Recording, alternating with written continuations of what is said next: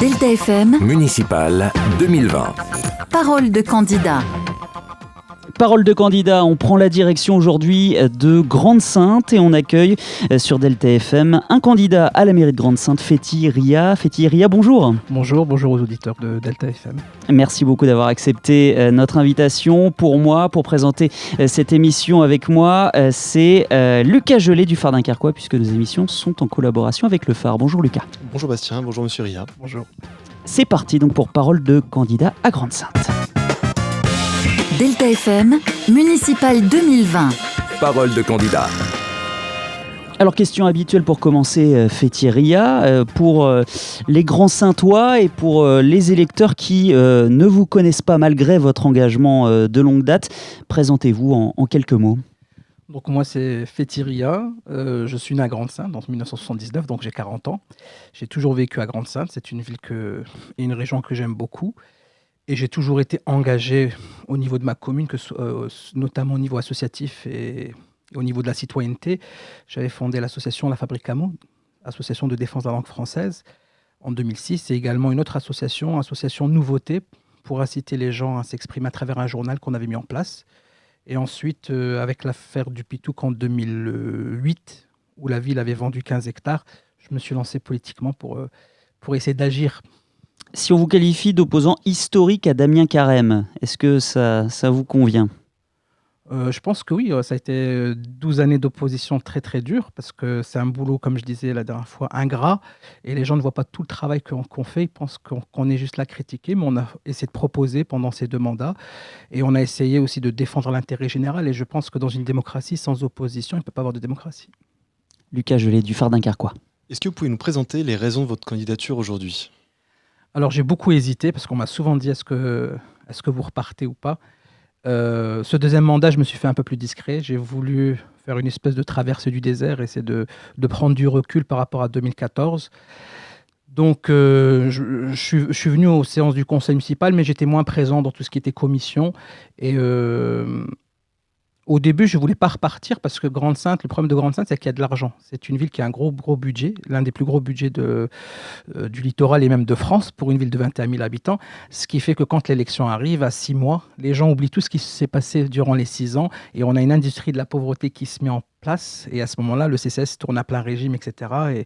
Et bon, les gens, comme ils ont des besoins, la mairie leur propose à 6 mois d'une élection un contrat aidé ou un petit peu de bon au niveau du CCAS et les gens vont voter pour la majorité sortante. Donc c'était très très difficile. Ensuite, on a un maire qui était là depuis 2001, donc il est bien installé. Donc c'est aussi difficile de se présenter en alternative face à quelqu'un qui est bien installé. Et après, il y a des bonnes choses aussi qui ont été faites. Je ne veux pas dire que tout était négatif. Donc, au début, je ne voulais pas y aller. Mais beaucoup de gens m'ont dit qu'il faut y aller. Sinon, ça fait 12 ans qu'on a fait de l'opposition pour rien. Et là, c'est vrai qu'il y a 3 listes qui se présentent, toutes issues de la liste de Damien Carême 2014. Et il faudrait qu'il y ait une alternative qui se présente. Et comme Damien Carême n'est plus là, je pense que voilà, il y a une porte qui s'ouvre et qu'il faudrait y participer. Alors Damien Carême, justement, on va en parler. On va faire un petit bilan du mandat écoulé, du bilan des maires, du coup, puisqu'on a eu Damien Carême avant son départ et l'arrivée donc, aux manettes de Martial Béillard. Alors voilà, comment vous jugez ces 2 mandats ? Ces 3 mandats. Oui. Alors, Damien Carême a beaucoup évolué. Moi, quand je l'ai connu, j'avais 19 ans. Lui, il était listé plutôt divers droite en 2001. Pour prendre la ville de Grande-Synthe. Il avait beaucoup axé son programme sur la sécurité en 2001, face à la gauche plurielle. À l'époque, c'était Jospin. Et donc, il avait gagné à 300 voix près face à feu André Demarthe. Et ensuite, il a été récupéré par le PS. Et il est rentré au PS. Et donc, j'ai l'impression que c'est une histoire qui se répète. C'est-à-dire qu'il avait quitté le PS et s'était présenté contre le PS. Et ce mandat-ci, il a pu bénéficier du soutien du PS et il a quitté le PS au moment où le PS coule. Donc à chaque fois que le PS coule, il quitte le navire. Et ensuite, il a été un maire bâtisseur. C'est ainsi qu'il se définissait en 2010, un maire bâtisseur. Et du maire bâtisseur, c'était l'époque d'Hollande et des primaires de gauche. Et à ce moment-là, on parlait beaucoup du sauvetage des entreprises. Il s'est ensuite déclaré comme le candidat qui sauve un peu les entreprises. On avait fait beaucoup de conseils municipaux extraordinaires par rapport à Total. Donc, c'était le candidat des ouvriers. Et ça lui a permis, parce qu'il y a toujours eu cette visée au niveau national, d'une carrière nationale pour être député. Et donc, ça lui a permis de passer beaucoup, de se médiatiser beaucoup. Donc, le deuxième mandat était beaucoup un mandat de communication pour sa personne. Et après, il y a eu les migrants et il a utilisé ce filon pour être là où il est aujourd'hui, pour être député européen. Malgré tout, vous le disiez, il y a eu des choses de bien, de fait dans la commune. Heureusement, parce que quand même Grande-Synthe a un gros budget, on a un gros potentiel fiscal grâce à Arcelor. Donc, il est normal qu'avec je pense que n'importe quel candidat qui serait élu à Grande-Synthe ferait des choses pour ses habitants avec un tel budget. On est la ville qui a le taux au niveau du taux d'équipement, on est au double d'une ville de la même strate. Donc, que ce soit Damien Carême, que ce soit André Demarthe ou le père de Damien Carême, René Carême, il est normal qu'avec une telle manne financière, qu'on puisse faire des choses. Maintenant, il y a eu beaucoup de gaspillage. Par exemple, la piscine, elle nous a coûté 12 millions d'euros, voire 13 millions d'euros avec les avenants, et aujourd'hui, elle fuit toujours. On a eu l'éolienne qu'on a inaugurée le mandat dernier et qui n'a jamais fonctionné, elle nous a coûté 400 000 euros. Donc, voilà, beaucoup de gaspillage. Par exemple, pour le sauvetage de Cifrance, on avait donné 100 000 euros. Aucune commune n'aurait pu donner une telle somme d'un seul coup. Pour le camp des migrants aussi, le maire a pu donner 300 000 euros d'un seul coup. C'est parce qu'on a un gros budget qu'une autre commune ne pourrait jamais se permettre de faire. Alors, vous avez des propositions, bien sûr, pour améliorer le quotidien des habitants de Grande-Synthe, sinon vous ne vous présenteriez pas à la mairie. On va commencer, on a dégagé 3 thèmes ensemble. On va commencer avec un problème de logement. Voilà, c'est un enjeu à Grande-Synthe, le logement. Quelles sont les propositions ? Est-ce que vous avez étudié un petit peu la question du logement à Grande-Synthe ? Alors, le programme, il est en cours de rédaction. Le logement, j'ai rencontré une association, et mon ami d'ailleurs qui est venu avec moi fait partie d'une association de défense de locataires. Il y a la question de la prise en charge des personnes qui sont suivies notamment par le CCAS. Et pour moi, il y a un gros travail à faire. D'abord, d'une analyse des besoins sociaux, à savoir que normalement, toutes les villes de France doivent avoir ce document-là. Et ce document-là, nous, à Grande-Synthe, on ne l'a pas. Je l'ai réclamé pendant plusieurs années. Ce document-là, il sert à quoi ? D'avoir une photographie sociale de la société grand-synthoise. Et si on ne sait pas quel est le problème au niveau du logement social, on ne peut pas remédier à un problème. Si on n'a pas le diagnostic, on ne peut pas donner de remède. Donc déjà, la première des mesures à prendre à ce niveau-là, c'est de faire ce bilan pour savoir quels sont vraiment les problèmes. On a par exemple des problèmes d'insalubrité, où le bailleur ne fait rien, où les habitants ont l'impression de ne pas être entendus. Je pense par exemple aux habitants qui habitent rue de la Gare et qui ont d'énormes problèmes. Mais ça, c'est un problème, je pense, qu'on retrouve dans d'autres logements, parce que beaucoup de logements ont été construits à la hâte. Il y a toujours des problèmes de fuite. Après, c'est le problème d'accompagnement aussi des personnes qui ont des problèmes pour payer leur loyer ou qui ne connaissent pas leurs droits en tant que locataires. Donc là, il y a un travail aussi.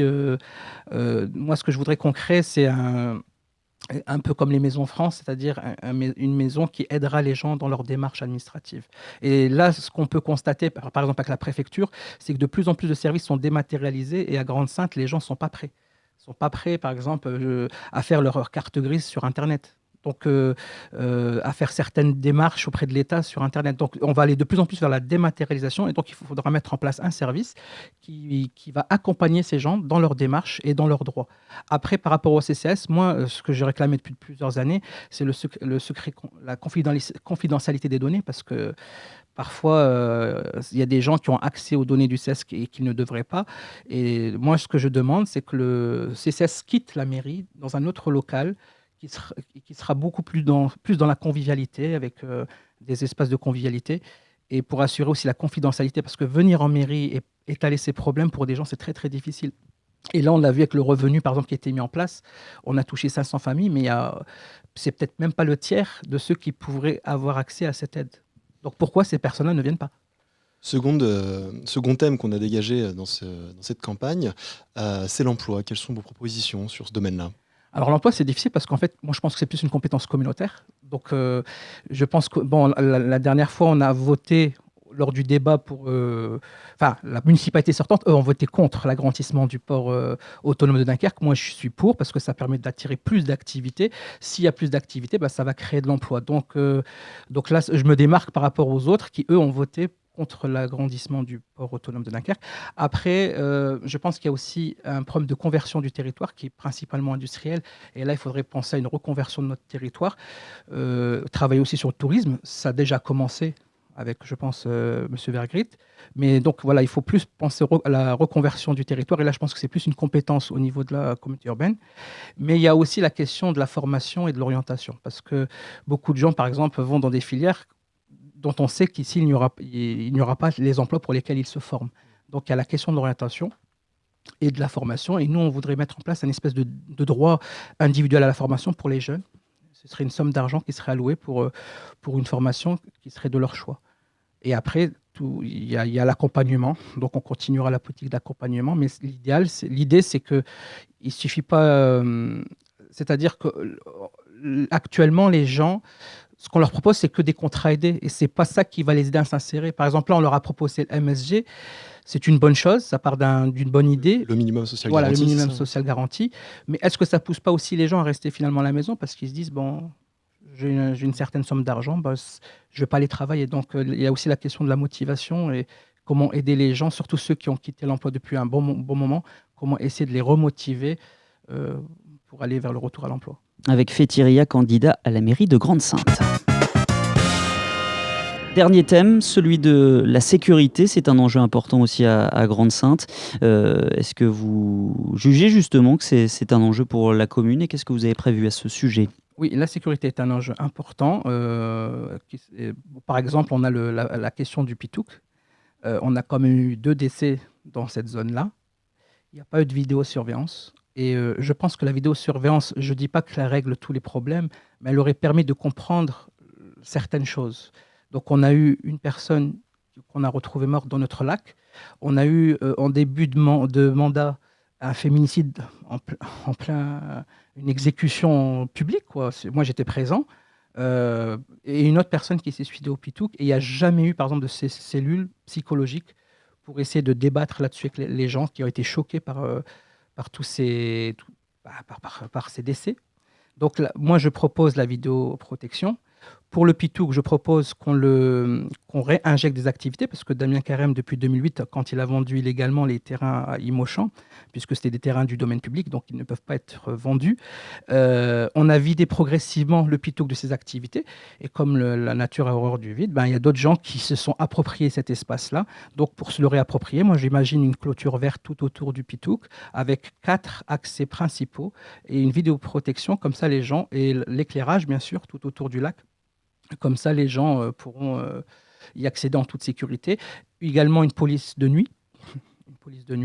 Et aussi, il y a aussi tout l'aspect aussi psychologique. Hein. Par exemple, quand on porte plainte, les policiers ne sont pas prêts à recevoir les victimes. Moi, c'est ce que j'ai constaté par moi-même, c'est-à-dire que la victime ne se sent pas écoutée. Donc, il y a aussi un gros travail à faire, comme je disais tout à l'heure, sur les cellules psychologiques pour écouter les gens. Dernière question, il nous reste 1 minute 30 à peu près. Dernière question avec Lucas. Oui, alors, vous l'avez dit tout à l'heure, pendant votre mandat, vous avez été parfois absent. Aujourd'hui, c'est quelque chose que les gens qui ont voté pour vous en 2014, oui, 2014, pardon, pourraient vous reprocher aujourd'hui. Qu'est-ce que vous pouvez leur dire pour les rassurer ? Non, ils ne me le reprocheront pas parce que j'ai dit que j'étais moins présent parce que j'ai fait un premier mandat où j'étais très très présent parce qu'il faut savoir que mon mandat il est gratuit. Tout ce que je fais, moi par exemple quand j'envoie des courriers pour les habitants, je paye tout de ma poche. Il m'est arrivé d'aider même financièrement des gens et ça c'est de ma poche. Les élus de la majorité, eux, ont un budget, ont 200 000 € qui leur est alloué.